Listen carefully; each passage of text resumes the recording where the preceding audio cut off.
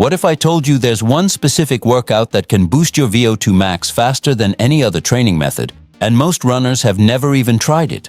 What if the secret to unlocking your aerobic ceiling isn't logging endless miles or suffering through traditional intervals, but a scientifically proven protocol that takes less than 20 minutes and delivers results in as little as 4 weeks? You're about to discover the fastest way to increase your VO2 max, the exact workout structure that research shows is more effective than anything else, and why this brutal but brilliant method is used by Olympic athletes and elite coaches worldwide. The protocol I'm going to reveal is going to challenge everything you thought you knew about VO2 max training, and it might be the hardest workout you've ever done, but the results will be undeniable. But before we unlock this game-changing training method that could transform your running performance in weeks, not months, I need you to do something right now. Smash that subscribe button and hit the like button, because what you're about to learn is cutting-edge science that most runners will never discover. Drop a comment below and tell me, what's your current goal? A faster 5K? Breaking your half-marathon PR? I want to know what you're chasing, because this workout is going to help you get there faster than you thought possible. Welcome to a journey into the most efficient VO2 max training protocol ever scientifically validated, a method that's going to revolutionize how you approach aerobic development. Prepare to discover what VO2 max really means for your running performance, why this specific interval structure maximizes cardiovascular adaptation in minimum time, and exactly how to implement this workout safely and effectively starting this week. This isn't theory or bro science. This is peer-reviewed research showing measurable VO2 max improvements of 10 to 15% in just 4 to 8 weeks using this exact protocol. Over the next several minutes, you're going to learn the science behind why this workout works so well, the specific interval structure down to the second, and the recovery and frequency recommendations that maximize results while minimizing injury risk. Before we dive deep, I need to know where you're watching from. Comment right now with your city or country. I absolutely love connecting with our global community of performance-focused runners right here. And if you haven't already subscribed, do it now and turn on notifications so you never miss content that could be the breakthrough you've been searching for. Let's reveal the fastest way to boost your VO2 max. Let's start by making sure we understand exactly what VO2 max is and why it's the most important metric for running performance. VO2 max is your maximal oxygen consumption, the maximum amount of oxygen your body can use during intense exercise, measured in milliliters per kilogram of body weight per minute. It's the ceiling of your aerobic system. Everything you do while running operates as a percentage of this ceiling. When you increase your VO2 max, you raise the ceiling, which means all your running paces at sub-maximal intensities become faster and feel easier. If your VO2 max is 45 and you increase it to 52, your 5K pace, marathon pace, tempo pace, all of them improve because they're all percentages of your max. Elite distance runners have extraordinarily high VO2 max values, often 70 to 85 for men and 60 to 75 for women. This massive aerobic capacity is what allows them to sustain speeds that would destroy recreational runners. The good news is, VO2 max is highly trainable. Even if you're not genetically gifted, you can make significant improvements through the right training stimulus. Now, traditional VO2 max training uses intervals at 90 to 100% of VO2 max pace, typically your 3K to 5K race pace, with work intervals lasting 3 to 5 minutes and recovery periods of 2 to 3 minutes. Something like 6 to 800 meters at 5K pace with 2:30 rest. This works, it's proven. But research over the past 2 decades has revealed a more efficient protocol. It's called 30-30 intervals, and the science shows it produces VO2 max gains faster than traditional longer intervals.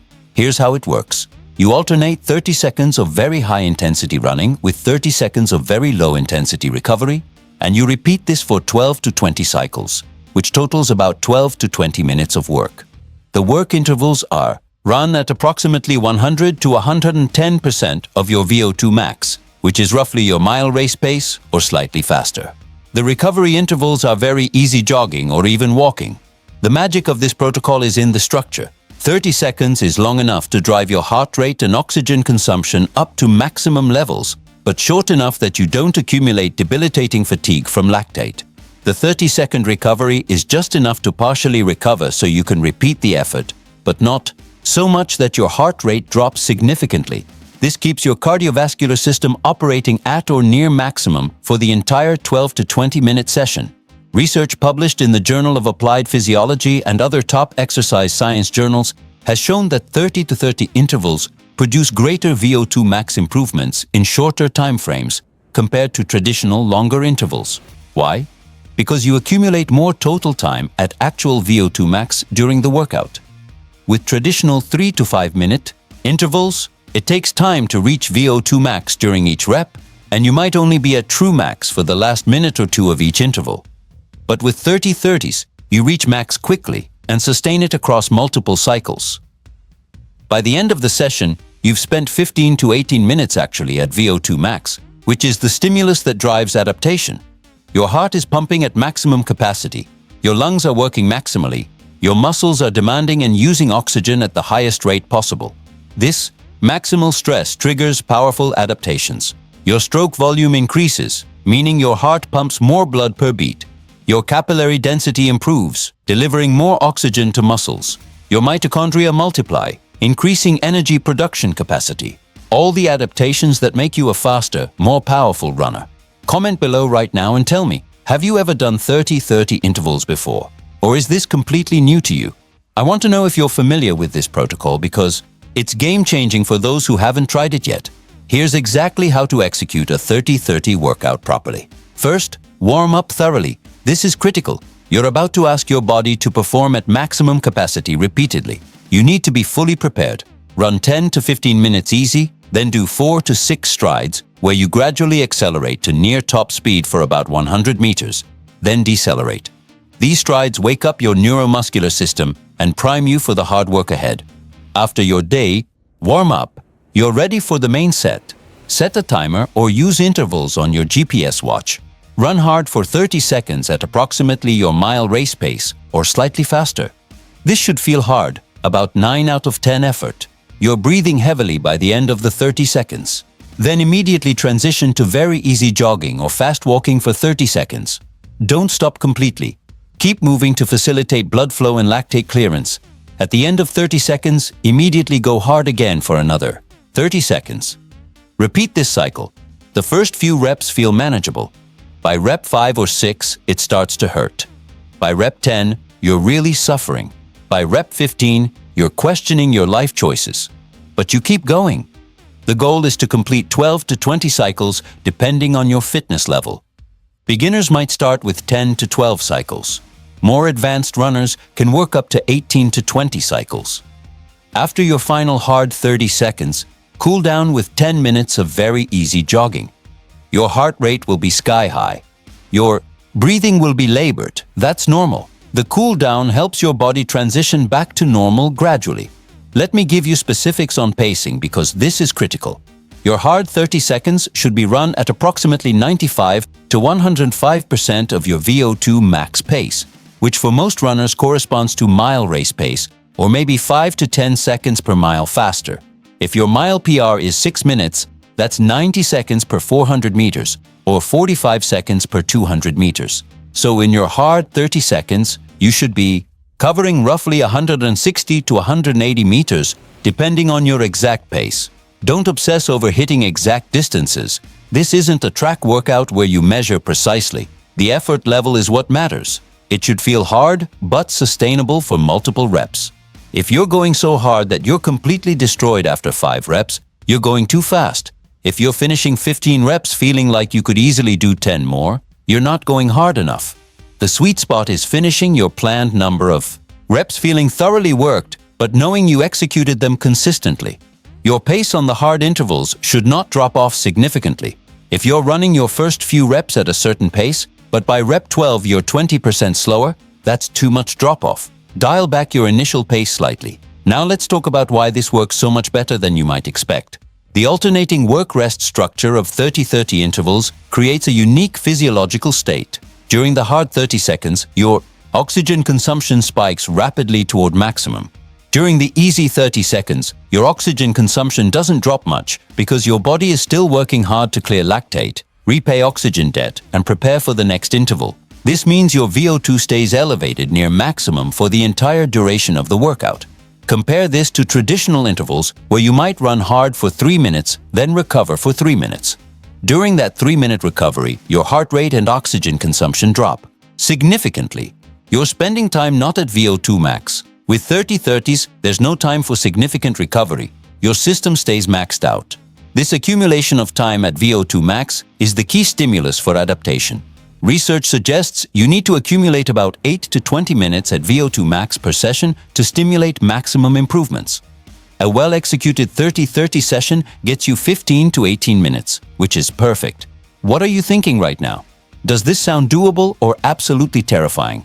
Drop a comment and let me know your honest reaction to this workout. It's supposed to be hard, but I want to know if you're willing to try it because the results are worth the temporary suffering. Now let's address frequency and recovery, because you can't just hammer 30-30 workouts every day and expect good things. This is an extremely taxing workout. It stresses your cardiovascular system maximally. It depletes glycogen stores. It fatigues your nervous system. You need adequate recovery to adapt. For most runners, one 30-30 session per week is optimal. Maybe 2 per week if you're very experienced and can handle high training loads, but 1 is enough for significant gains. The rest of your week should include easy aerobic running to build base, maybe 1 tempo or threshold workout, and adequate rest days. Here's what a sample week might look like. Monday, rest or easy 30 minutes. Tuesday, 30-30 interval workout as described. Wednesday, easy 40 to 50 minutes. Thursday, tempo run, maybe 22, 30 minutes at comfortably hard pace. Friday, rest or easy 30 minutes. Saturday, long run, 60 to 90 minutes easy pace. Sunday, rest. This structure gives you 1 maximal VO2 session on Tuesday, 1 sub-maximal tempo session on Thursday, plenty of easy aerobic work, and rest. Over 6 to 8 weeks, this will produce measurable VO2 max improvements. The research on 30-30 intervals is compelling. A landmark study published in 2003 by French exercise physiologist Véronique Billat showed that 30-30 intervals allowed runners to accumulate significantly more time at VO2 max compared to traditional longer intervals. Follow-up studies have consistently shown VO2 max improvements of 8 to 15% over 4 to 8 weeks when 30-30 intervals are incorporated into training. That's massive. Going from a VO2 max of 50 to 55 or 57 in 2 months is a game changer for performance. Your 5K time could drop by a minute or more, your 10K by 2 minutes, your half marathon by 5 minutes, all from systematically raising your aerobic ceiling with this efficient protocol. Elite coaches have adopted 30-30 intervals for exactly this reason. They produce results fast. When you have athletes preparing for championships and you need to boost their VO2 max in a compressed timeline, 30-30s are the tool you reach for. Let me give you a progression plan for incorporating 30-30 intervals. Week 1, after a thorough warm-up, complete 10 cycles of 30 on, 30 off. This is your introduction to the workout. It will feel hard, but you'll finish. Week 2, 12 cycles. Week 3, 14 cycles. Week 4, recovery week. Drop back to 10 cycles at slightly reduced intensity.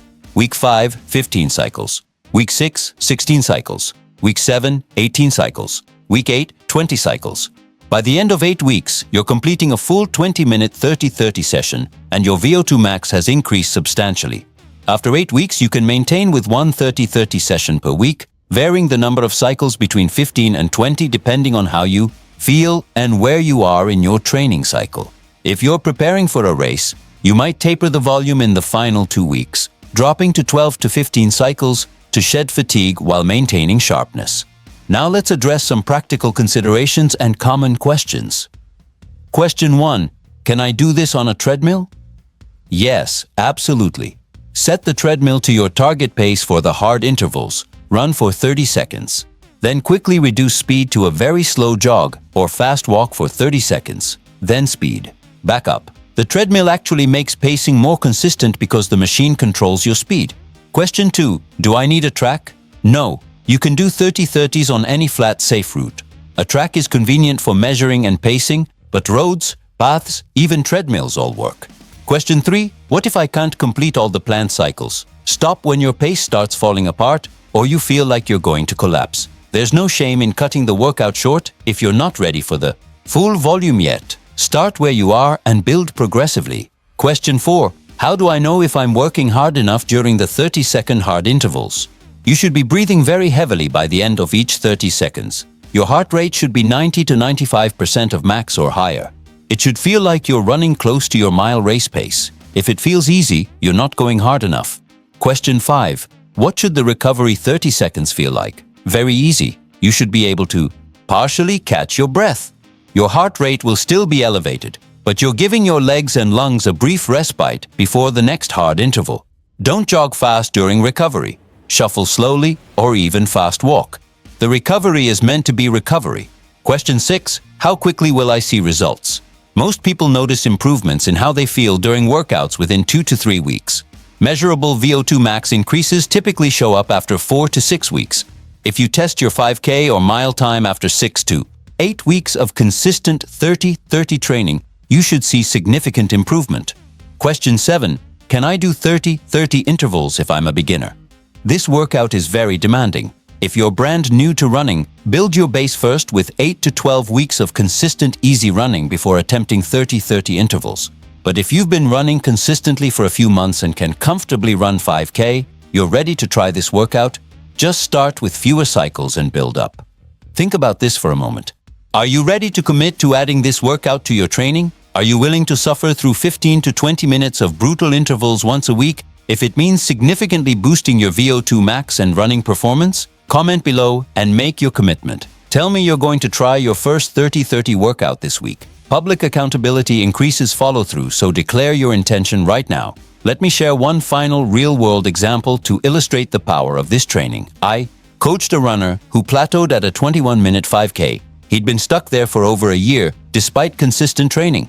We added one 30-30 session per week for 8 weeks, keeping everything else in his training the same. After 8 weeks, he raced a 5K and ran 19:45. That's a 75-second improvement from adding one specific workout per week.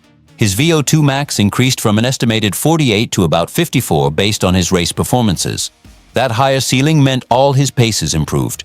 His tempo runs got faster. His easy runs felt easier. His long runs became more comfortable, all from systematically raising his VO2 max with the most efficient protocol available. That could be your story. That improvement is possible for you if you commit to this training. Before we wrap up, I want to emphasize that while 30-30 intervals are incredibly effective, they're not magic. You still need the other components of good training: easy aerobic base building, tempo runs, long runs, proper recovery, good sleep, and nutrition. Strength training. 30-30 intervals are one powerful tool in your training toolbox, not the only tool. Use them strategically, maybe during a specific 8 to 12 week block where you're focused on boosting VO2 max. Then maintain with occasional sessions while focusing on other aspects of training. The key is knowing when and how to use this tool for maximum benefit.